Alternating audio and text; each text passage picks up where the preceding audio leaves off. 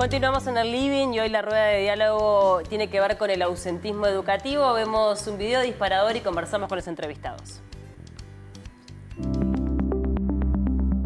Año a año, las cifras de ausentismo en Uruguay en las aulas van en aumento y crece la cantidad de estudiantes que llega a la categoría de ausentismo crónico, como se le denomina a quienes faltan más del 10% de las clases. Ante este problema, la Administración Nacional de Educación Pública, ANEP, lanzó una campaña denominada No faltar hoy, es una oportunidad para mañana, con la que busca reducir la cantidad de faltas que se registran. Según un informe del Instituto Nacional de Evaluación Educativa, entre 2019 y 2024, el porcentaje de alumnos con ausentismo crónico aumentó significativamente del 46,1% al 63%. Este fenómeno es generalizado en toda la educación primaria, con variaciones importantes según región y categoría de escuela. En el interior del país, las tasas de ausentismo crónico crecieron más que en Montevideo. En términos de categoría escolar, los centros Aprender presentaron altos porcentajes de ausentismo crónico, aunque con menor incremento comparado con el resto de las categorías. Las escuelas en contextos socioeconómicos desfavorables registraron las tasas más altas, pero también se observó un incremento significativo en los quintiles más altos. Además,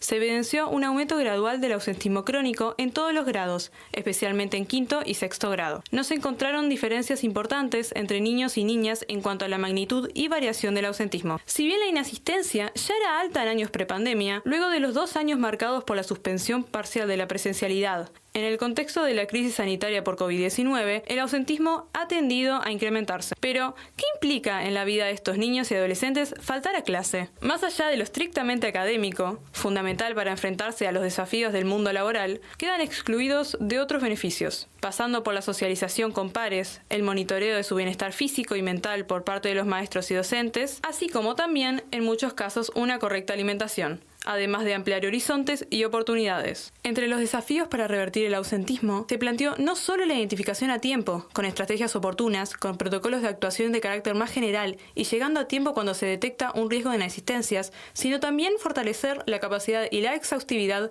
de los registros administrativos de la asistencia. Involucrar a las organizaciones civiles y la comunidad en general, así como trabajar de manera interdisciplinaria e interinstitucional para lograr mejores resultados. ¿Qué tan rápido se pueden implementar medidas que incentiven la asistencia a clase, teniendo en cuenta que cada año la trayectoria educativa de niños o adolescentes puede marcar una gran diferencia? Lo conversamos en la siguiente rueda de diálogo.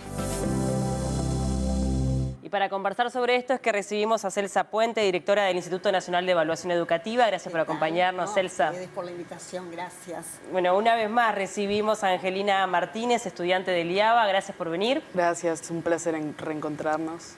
Y también con Sergio Somaruga, secretario general del Sindicato de Trabajadores de la Enseñanza Privada. Gracias por venir. Gracias a ustedes por la invitación. Siempre es un agrado estar en la televisión pública y un agrado compartir contigo, con Celsa y con Angie. Bien, que además bueno, iba al IABA, que es el liceo más importante del mundo. ya camiseteando, ¿no? En definitiva. De manera. ¿Es el gran problema que tenemos hoy a nivel educativo, el ausentismo? Bueno, yo diría que sí, porque nosotros para poder generar aprendizajes, para poder generar el desarrollo personal de cada uno de los chiquilines y las chiquilinas que forman nuestra sociedad, necesitamos que estén, ¿no?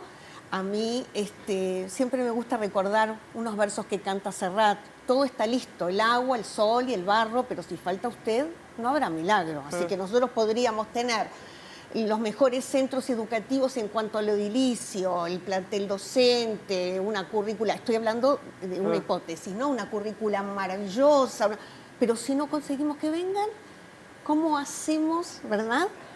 Digamos, ¿cómo podríamos incidir en la vida de los chiquilines si no hay presencia? Y la pregunta que viene después, ¿por qué? ¿Por qué tenemos esta problemática? ¿Por qué faltan los chiquilines? ¿En qué estamos fallando? ¿No? Imagino que debe ser multicausal. Yo creo que hay varias cosas, hay varios factores que afectan en todo esto, pero uno de los más grandes me parece que es el ambiente educativo en el que estamos conviviendo habitualmente, ¿no? Si no se genera un ambiente educativo ameno para todos, en el que yo pueda conectar con mis compañeros y sentirme parte del grupo educativo, me parece que personalmente yo no podría estar. Por suerte y por el privilegio que tengo, me tocó ir a una institución en la que parece una gran familia y es realmente enriquecedor para todos, me parece, pero si no se tiene eso, no creo que se pueda lograr revertir o disminuir el ausentismo. Bien. ¿Y tu mirada cuál es, Sergio, de esta problemática? Escuchaba a Angie y me acordaba de Eva Ferreira, porque Eva Ferreira dice una idea de Eva Ferreira muy potente, que dice que el horror de las instituciones sociales es la pérdida de la humanización de las relaciones. Entonces, sin duda alguna que el aprendizaje es una cuestión cognitiva, pero también es una cuestión social y emocional. Entonces, construir comunidad es un elemento cohesionante fundamental para propiciar la asistencia a clase, ¿no? Que uno vaya a una institución educativa sí como un deber, pero fundamentalmente como el ejercicio de un derecho que se debe desarrollar de forma plena, y para que sea pleno tienen que estar estos componentes que decía Angie, son fundamentales. Agregando alguna reflexión, creo que también hay un tema de carácter presupuestal, y también hay un tema de carácter social y cultural, ¿no? Es decir, en esto de la complejidad de los factores que, a mi entender, pueden estar incidiendo en esto, ¿no? Sin perjuicio de los importantes informes con evidencia empírica que se hacen desde el INED.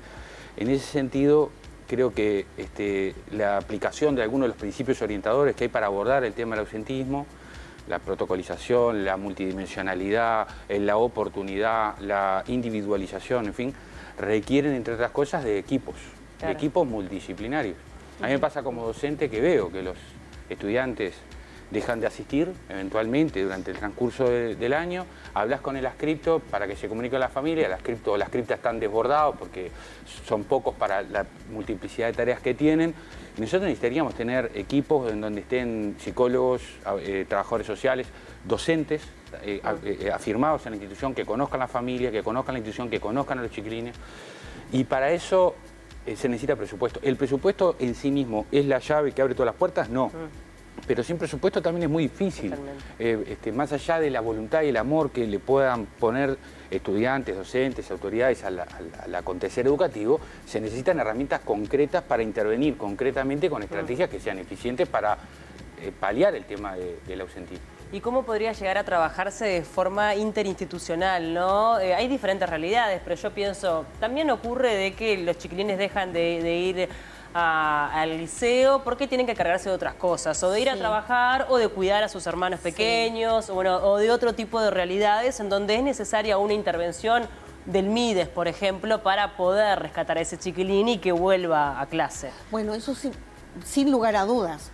Digamos, la institución educativa no es una institución que funciona sola, en forma aislada, ¿no? Tiene que hacer alianzas, y recién apareció una palabra que me parece clave, ¿no? Hay algo de una construcción de la comunidad a la interna de la institución, pero también de la pertenencia a una comunidad mayor, donde otros actores, equipos e instituciones también están allí trabajando, y se pueden hacer, se deben hacer, mejor dicho, sinergias. A mí me parece interesante señalar algunas cosas. Nosotros está muy bien marcar que en general la población más vulnerada, a mí prefiero decir vulnerada a vulnerable, yo porque siento que son estudiantes vulnerados, aquellos que pertenecen a los contextos más difíciles, ¿no? Donde, bueno, faltan cosas, es más difícil vivir. Es cierto que allí se nota más, pero este fenómeno del ausentismo se produce en todas las capas sociales. Cuando nosotros miramos los quintiles, se produce en todos ellos. Los motivos son distintos, probablemente, sí, porque el del nivel más bajo está cuidando al hermano, o está cuidando la casa, ¿no? A veces contestan, estoy cuidando. Sí, o está trabajando. Está trabajando, ¿verdad? Tuvo que salir al mercado de trabajo así, trabajos que sabemos que son precarios, pero bueno, tiene que hacerlo. No debería, pero tiene que hacerlo.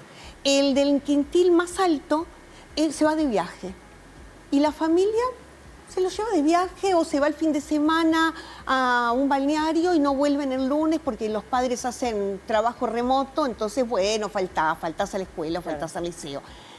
Hay ahí algunas lecturas para hacer en relación a la importancia que le estamos dando como sociedad a la institución educativa como un escenario de desarrollo para todos. Es importante ese aporte. Quiero preguntarle a Angie también sobre los desafíos que tiene el mundo actual, ¿no? La inteligencia artificial, la digitalización. ¿De alguna forma se siente el alumno que no es amparado por todo esto cuando se enfrenta al docente? O sea, ¿qué es lo que está fallando en el sentido de decir, bueno, estamos en un mundo y capaz que la educación va por detrás? Yo creo que, bueno, como bien se dijo anteriormente, el incremento fue avanzando desde 2019 en adelante y en esos años pasamos por una pandemia en la que el mundo se individualizó mucho.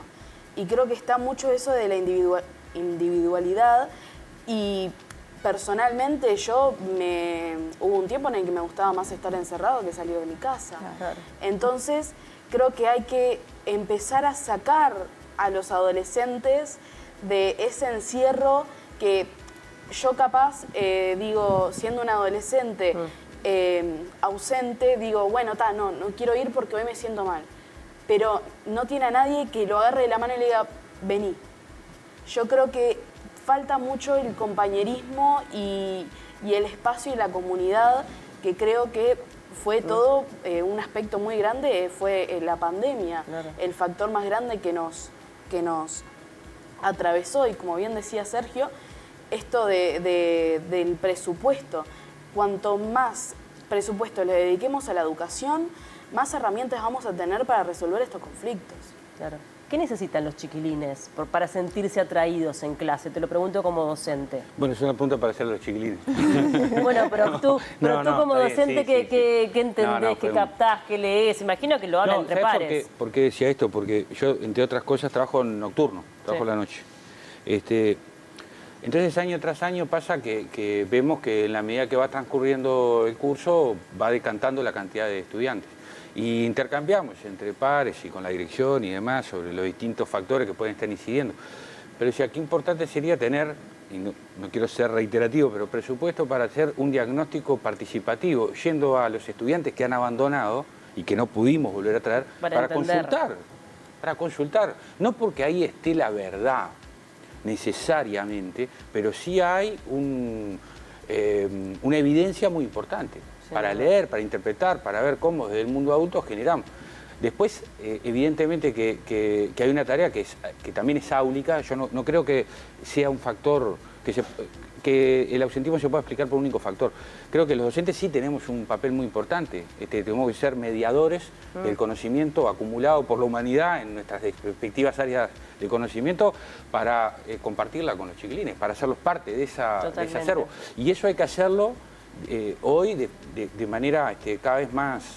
La mediación pedagógica cada vez es más desafiante. Es más desafiante porque... Sí. También porque hay un tiempo que antes no estaba. Hoy es inmediatez. Hoy bueno, eso te iba a decir. Ya. Nosotros partimos de un presupuesto que las macrohabilidades cognitivas están dadas. ¿Qué son las macrohabilidades cognitivas? La paciencia, por ejemplo. Claro. La concentración, Totalmente. por ejemplo. Y eso hoy está... hay un fenómeno disruptivo que son las nuevas tecnologías y la inmediatez que te entrena en el sentido contrario. Y estudiar, además de tener que ser un espacio de comunidad, también es un esfuerzo. Estudiar cuesta. Sí, sí. Y cuesta porque genera saltos.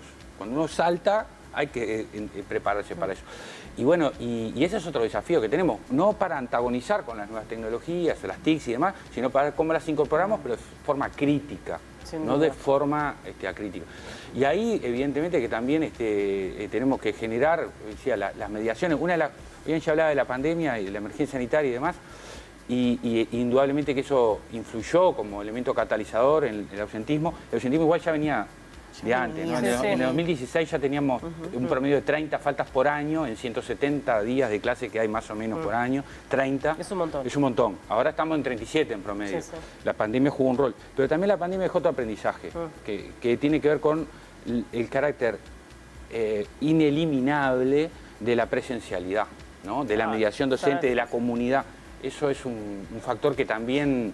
la emergencia sanitaria, cuando se eliminó la presencialidad, nos dimos cuenta de la importancia que tenía y de que esto de que las nuevas tecnologías no sustituyen el vínculo humano, no sustituyen la mediación docente-estudiante y la relación entre los estudiantes entre sí, ¿no? Sin duda. Bueno, salimos a la calle, le preguntamos a la gente sobre ausentismo, cómo viven esta problemática en sus entornos, tanto a nivel educativo como también a nivel laboral, y esto nos decía.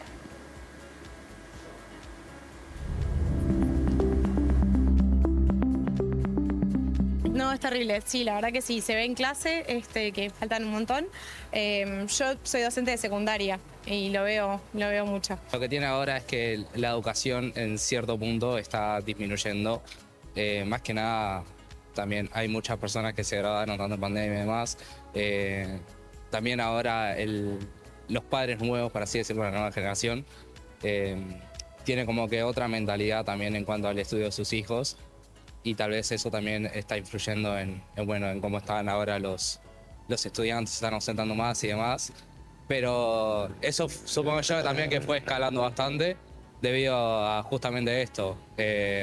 Las nuevas generaciones tal vez no fueron tan exigentes como tal vez fueron con nosotros y eso inició que ahora se ausentaron bastante más que antes. Éramos bastante responsables. Sí. Era otra época. ¿Era otra época? Sí, era otra época. Yo creo que también va un poco en la familia, ¿no?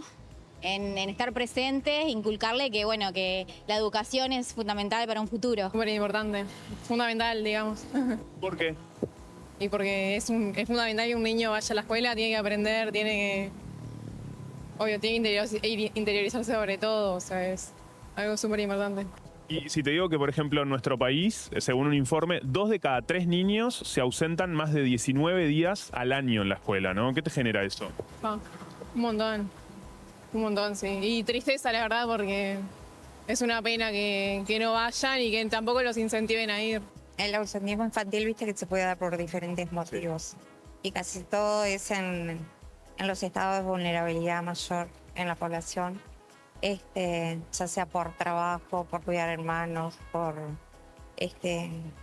aunque también en la escolaridad van por el alimento, porque tienen en escuela de tiempo completo, horario extendido, tienen el alimento y desayuno. Pero se da por muchos factores. Claro que en la escuela están protegidos. Y en la casa, en la calle, están vulnerables. No, es así. Sí, es así. Diariamente lo veo. Me parece que la política, con Cristina Lustenberg ahora se está dedicando a la primera infancia.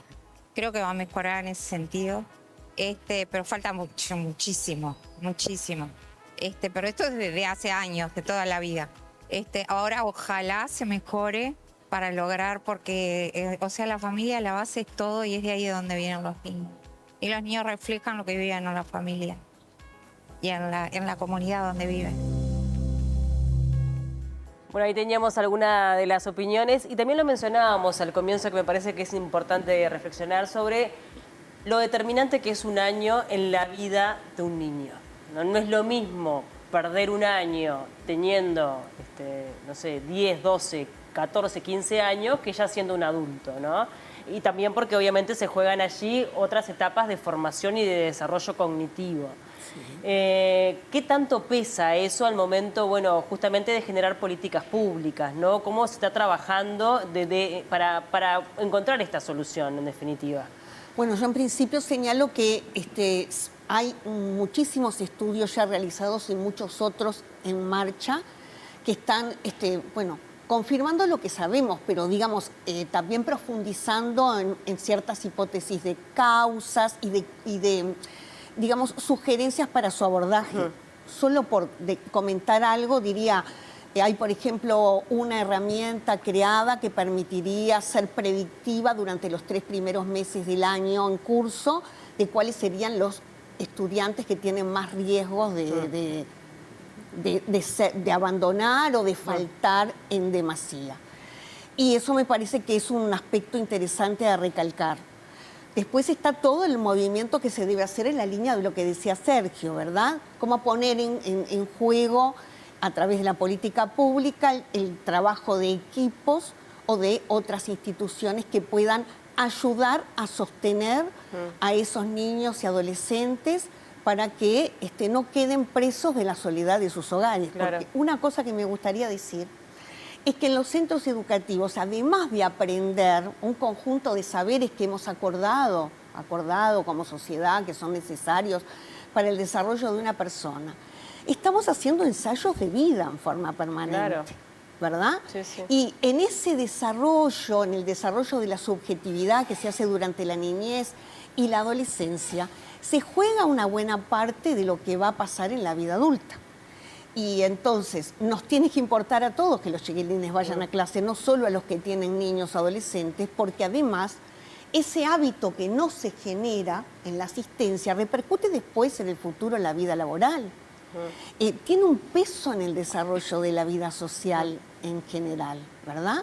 Entonces, de ahí el valor de una política que, bueno, tiene formas de expresión diversas. El spot que vimos al principio de esta nota es una de esos llamados a tomar conciencia de lo importante que es que todos nos involucremos con la presencia de la familia, del mundo adulto en la vida de los niños, las niñas y los adolescentes. Las herramientas de predicción podrían permitir diseñar a nivel de las instituciones formas de intervenir y de dar respuestas tempranas, a tiempo, oportunas, para que no terminen en el fracaso, en la desvinculación, ¿verdad? Sí. Y en la carencia de aprendizajes. Totalmente. Angie, vos mencionabas de que muchas veces los centros educativos no forman comunidad, ¿no? Que los adolescentes no se sienten parte, no se sienten en casa, no se sienten escuchados. ¿Qué es lo que necesitan para sentirse parte? La pregunta como va desde ese lugar. ¿Qué es lo que se esperaría por parte de tus pares y de ti como estudiante del centro educativo? Yo creo que eso mismo que dijiste, ¿no? Ser escuchados. Creo que no es algo muy difícil escuchar a los jóvenes. Creo que hay mucha gente en negación. Mismo se escucha mucho la generación de cristal. Y como comentaban anteriormente, que en las épocas anteriores se iban con un dedo doblado, las cosas ahora tienen nombre. Mi madre me comentaba que ella le sudaba la espalda cuando le hablaba a una profesora. Ahora eso es ansiedad. Y se toman cuenta y está buenísimo. Porque que no se le haya puesto nombre en las épocas anteriores repercute ahora en las personas adultas. Me parece importantísimo que nos escuchemos y estaría buenísimo, repito y reitero, el presupuesto, pero porque sin personas para que nos escuchen no vamos a poder ser escuchados. Claro. Y todo empieza desde adentro, todo empieza desde la casa. También formar desde lo emocional, ¿no? Totalmente. Que creo que ahora se está como teniendo más en cuenta, pero que falta también un gran recorrido, ¿no? Que no somos solamente académicamente responsables, sino también como una persona debería ser evaluada por cómo se comporta, ¿no? Claro, nosotros desde la militancia incentivamos mucho que los estudiantes se unan porque realmente ahí se genera un ambiente ameno y de colectivo y que aprecio mucho porque tengo el privilegio de tenerlo y de haber entrado en mi primer año en cuarto. Sí. Entonces, me parece que lo mejor acá es tener un incentivo de las dos partes. Es menos el incentivo desde los estudiantes y desde los adolescentes porque están recién entrando al mundo de nuevo después de la pandemia, que a mí, hablando desde la personal, me costó muchísimo volver a entrar a hablar con las personas y a comunicarme, y eso me generó un montón de cosas que me afectan el día de hoy, y me parece muy importante que haya un incentivo desde las dos partes de, bueno, yo quiero, bueno, yo te acompaño. Claro, está muy bien. Sergio, los adolescentes son adolescentes, ¿no? Independientemente de que cada uno es hijo de su tiempo, que el contexto influye, que hay una brecha, ¿no?, entre lo que fue nuestra adolescencia por un tema de edad y la adolescencia de estas nuevas generaciones que están atravesadas por la tecnología, pero hay algo que se mantiene, ¿no? La necesidad es prácticamente la misma. ¿Cómo lo vivís tú? Y yo creo que hay algo, todo es igual y distinto, ¿no? Digamos, hay cosas que son permanentes y otras cosas que van variando, pero parece que algo bueno que tenemos que rescatar, capitalizar, es la cuestión de la juventud como disruptiva, ¿no? Rebelde. Claro. ¿no? Y eso pasó siempre. Y eso pasó siempre, y ese es un elemento que a veces el mundo adulto actúa o con una excesiva permisividad, que no sabe qué hacer con eso, o al revés, con una actitud muy también autoritaria. Y creo que en realidad es el encanto de la adolescencia, es la rebeldía, y hay que ver cómo hacemos de esa rebeldía un motor para generar mejores condiciones, para que construir comunidad, ¿para qué? Para que haya escucha, para que los adolescentes, las y los adolescentes sean sujetos de la educación. Hubo un tiempo en este país en donde se reprimió mucho la organización estudiantil, en épocas muy anteriores, en la época del golpe de Estado, pero después en tiempos más recientes también, y eso no ayuda a cambiar el chip de entender que la cuestión contestataria y la rebeldía es algo que debemos capitalizar, Claro. ¿no? Que a veces se capitaliza poniendo límites, pedagógicamente límites, Sí, no sí, al claro. grito, y otras veces es estimulándolo, decir, bueno, participemos, construyamos juntos, ¿qué tenemos que hacer para cambiar? ¿Qué tienen que cambiar ustedes también? Totalmente. Porque hay cuestiones, perdón, que son propias del mundo adulto y otras que también hay que interpelarlos, ¿no? O sea, yo creo que parte de la tarea es interpelarnos mutuamente, ¿no? Sí, sí, y en definitiva también todo tiene que ver con lo que pasa en casa, ¿no? Por eso es importante de alguna forma involucrar a toda la comunidad, porque si no hay adultos que estén mirando a esos niños, a esos adolescentes, que también nos pasa, ¿no? Hablamos de la tecnología y siempre nos centramos en ello, pero uno también es adicto a la tecnología y está en un mundo vertiginoso y a veces no se toma el tiempo para charlar con los chiquilines. Entonces, me quedé sorprendida con esto que vos decías, ¿no? Que en los quintiles más altos de repente se van de viaje Totalmente. y Sí. deciden que el lunes no van porque Sí. ya está. No basta, y además como ahora hay trabajo remoto para muchas de esas familias, hacen sus arreglos, de verdad, laborales, y hay como un desinterés. Por eso me parece importante señalarlo, porque estamos como muy acostumbrados a mirar a los que están en situación de más alta vulnerabilidad, pero es un fenómeno que se está generando en todas las capas sociales. Y también lo decía el informe del principio de esta nota, también está ocurriendo geográficamente, digamos, con una extensión geográfica. Antes veíamos al interior con ojos un poco más, ¿verdad?, esperanzadores, de que se guardaban ciertas prácticas, ciertas características. Hoy ya no está pasando. Es cierto que capaz que puede verse un poco más en el área metropolitana algunos fenómenos, pero en el interior, mal También está llamado pasando. interior, pero también nos está pasando. Sí. Y además es indiscriminado el género, ¿no? En definitiva, Exacto, también niñas pasa y a todos. varones, porque además la diferencia es un poco más los varones, pero es mínimo realmente, ¿no?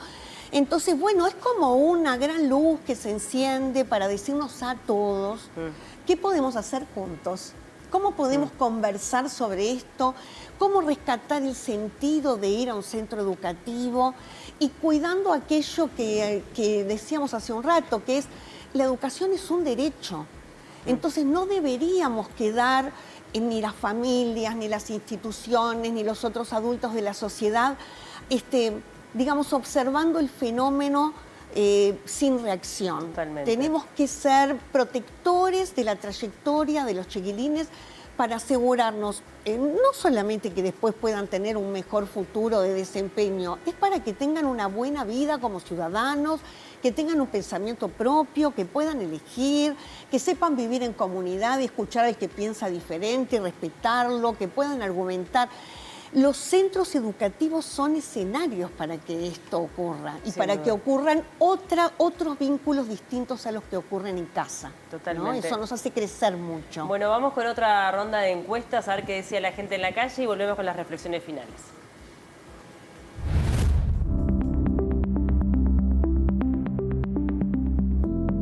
Sí escuché, sobre todo en los medios, pero la verdad no tengo casos cercanos de ausentismo.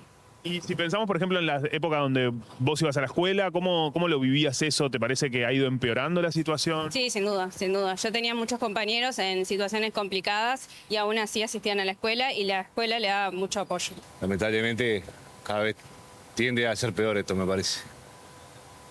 Por ejemplo, en la época en que vos ibas a la escuela, ¿te parece que ha ido empeorando? Que sí, ¿qué diferencias ves?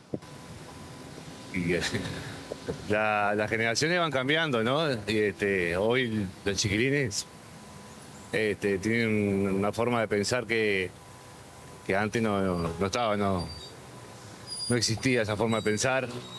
Digamos que antes había más límites que ahora y antes había más respeto, más caso y bueno, ha ido cambiando todo desde arriba hasta abajo. Y lamentablemente eso perjudica el futuro del país, porque ya hoy por hoy las nuevas generaciones ya directamente ya no quieren trabajar.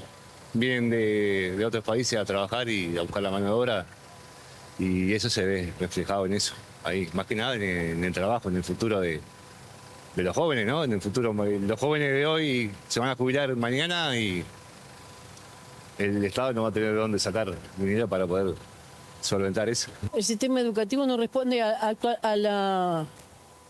el sistema educativo no está respondiendo a las necesidades actuales de los niños.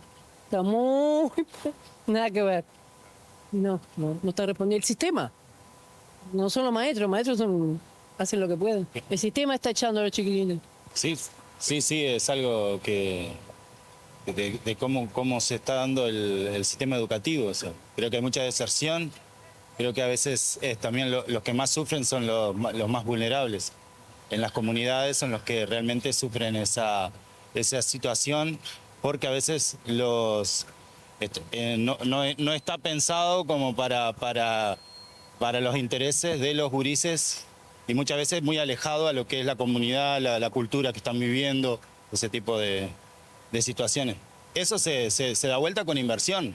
Los que tienen la solución son realmente los políticos, los que tienen realmente la potestad de aprobar un presupuesto, de que realmente haya inclusión en la educación, de que realmente los gurises accedan, pero sin inversión esa masa va a quedar afuera siempre.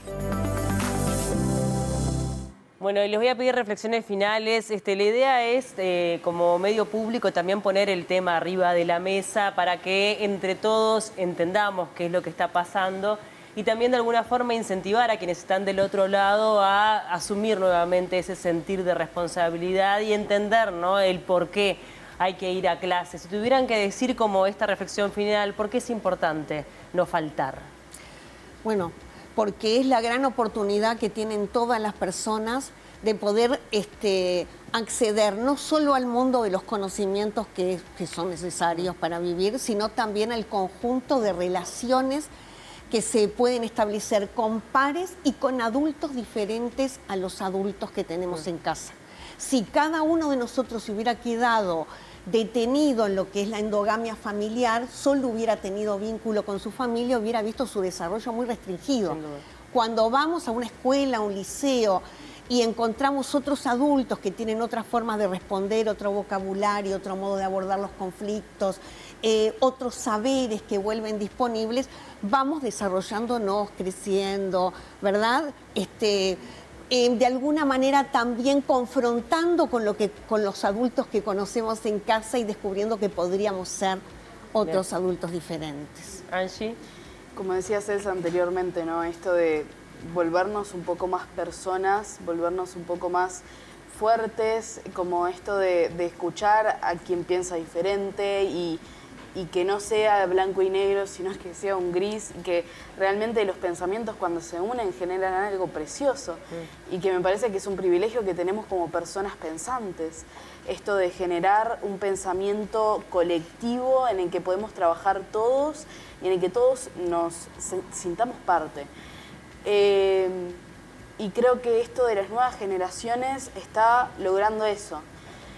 No sé cómo, no sé si viene desde casa, si viene de la militancia, si viene de la escuela, pero por suerte las personas con las que me rodeo tienen eso de poder compartir ideas sin sentirse juzgadas y sin juzgar, ¿no? Esto de volvernos más personas y más personas en colectivo, que me parece que es lo más importante siendo humanos, ¿no? Esto de trabajar en colectivo toda la vida va a ser así.